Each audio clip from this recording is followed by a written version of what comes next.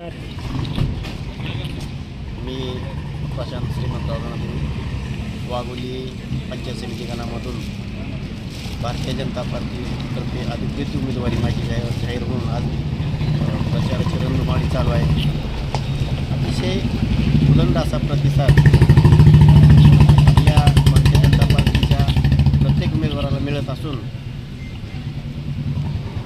आम्ही गेल्या 15 वर्षामध्ये ग्रामपंचायतच्या माध्यमातून सारळ्यामध्ये खूप मोठ्या प्रमाणात विकास कामे आम्ही केलेली आहेत. राणादादांच्या नेतृत्वामध्ये, अर्चनाताईच्या नेतृत्वामध्ये, भालादादांच्या नेतृत्वामध्ये, नितीन काळेसाहेब असतील, दत्ताभाऊ कुलकर्णी असतील, यांच्या मार्गदर्शनाखाली आम्ही गेली खूप दिवसापासून काम करतो. सारळ्यामध्ये गेल्या 5 वर्षामध्ये मी लोकनियुक्त सरपंच म्हणून निवडून आलो. त्या कार्यकाळामध्ये माझ्या खूप मोठ्या प्रमाणात मी विकास कामं केलेली आहेत. आमच्या सर्व टीमनं, भारतीय जनता पार्टीच्या सर्व टीमनं, सर्वांनी मिळून आम्ही ही कामं केलेली आहेत. आणि हे कामं करत असताना कुठल्याही समाजाला, कुठल्याही जाती धर्माला आम्ही कधीच असं फरक समजलं नाही. सर्वांना सोबत घेऊन आम्ही हे काम केलेलं आहे. आणि सतत 15 वर्ष झालं आमच्या गावाचा आमच्यावर विश्वास असल्यामुळं 15 वर्ष आम्हाला त्यांनी निवडून दिलेलं आहे. आणि आज पंचायत समितीच्या माध्यमातून मी निवडणूक लढवत आहे. खूप मोठ्या प्रचंड असा प्रतिसाद या 4 गावामधून मला भेटत आहे. वाघोली असेल, दारफळ असेल, सारळा असेल आणि शिंदेवाडी असेल. मी केलेल्या कामाची पोचपावती आज माझ्या मतदान रूपी मला भेटणार आहे. ही मला 100% तेवढा विश्वास आहे.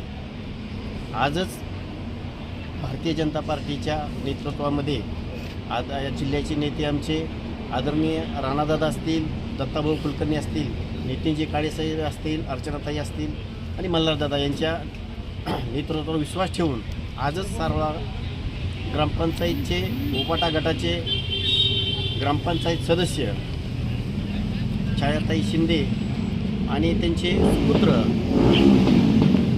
विनोद शिंदे, अमोल शिंदे आणि सर्व त्यांचा शिंदे ग्रुप, शिंदे असतील, उन्हारे असतील, कांबळे असतील, या सर्व माझ्या बांधवांनी त्या भारतीय जनता पार्टीमध्ये आज प्रवेश केला. राणादादांच्या नेतृत्वाखाली मी सर्वप्रथम त्यांचं मनापासून अभिनंदन करतो, आभार मानतो. आणि त्यांना आमच्या सर्व टीमकडून, भारतीय जनता पार्टीकडून, दादाकडून, राणादादाकडून, सगळ्याकडून जिथं बी कुठं अडचणी येईल, त्या कामाच्या माध्यमातून असेल, विकास कामाच्या माध्यमातून असेल, मी आणि त्यांचं कटिबद्ध राहून त्यांच्या पूर्ण त्याला आम्ही हमी देतो. त्याला आम्ही शब्द देतो की तुमचे कुठलेही वैयक्तिक लाभाची योजना असतील, शासकीय योजना असतील, अंतर कुणाच्या पगारीचा प्रश्न असेल, निराधाराचा प्रश्न असेल, अशा माध्यमातून आम्ही कामं पुढं करू. आणि त्यांना मी तेवढा विश्वास देतो की त्यांची कुठलीही कामं आमच्या सर्व टीमना करण्याचं मी त्यांना आश्वासन दिले. निवडणूक कोणत्या मुद्द्यावर लढवत आहात, नेमकं काय प्रश्न आहे?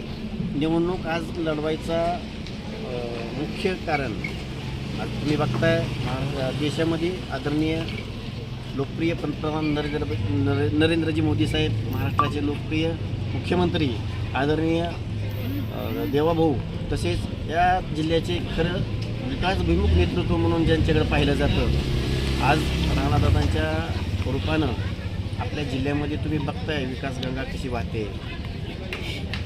त्या प्रचंड मोठ्या प्रमाणाचा निधी आजपर्यंत कुणीच आणलेला नाही. मी ठामपणाने सांगतो, विरोधकांनी माझ्यासमोर यावं, त्यांनी किती निधी आणलेला दाखवायचा या 15 वर्षाच्या कार्यकाळामध्ये, आणि आमच्या दादांनी 5 वर्षाच्या काळामध्ये किती निधी आणला ते समोरासमोर येऊन सांगायचं. नुसतं बोलबचन करून जमत नसतं, त्याला कामच करावं लागतं. विकासावर बोलायचं की तर विकासावर बोलायचं, ह्यांच्या तोंडात विकास नावाची चीजच नाही. फक्त आणि फक्त टीका करणे पाटील कुटुंबावर आणि त्यांच्या गाड्यावर. अरे तुम्हाला त्याच्याशी काय पडलेलं आहे? तुम्ही फक्त एकतरी विकासाचा मुद्दा बोलावा. जनतेला तुम्ही काय पुढं काय देणार आहेत ह्याच्याविषयी बोलावं. आज तुम्ही बघताय तुळजापूर तालुक्यासाठी आज आपल्या आई भवानी मातेसाठी 1900 कोटी रुपयाचा निधी दादानी आणला खेचून. जी ताकद आहे ती फक्त राणादादात आहे. ही अशी कुणाचीच बी नाही, नुसतं बोलबचन करून करणारी माणसं नाही.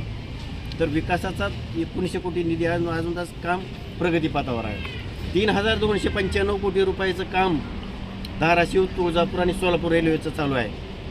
हा निधी आणण्याची ताकद फक्त आणि फक्त ती राणादादांच्यात आहे.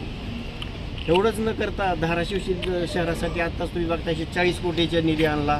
त्याची रस्त्याची कामं चालू झालेले आहेत. धाराशिव बोरपळ रस्त्याचं काम, धाराशिव बोरपळ रस्त्याचं काम 450 कोटीचं काम हे तुम्ही बघताय.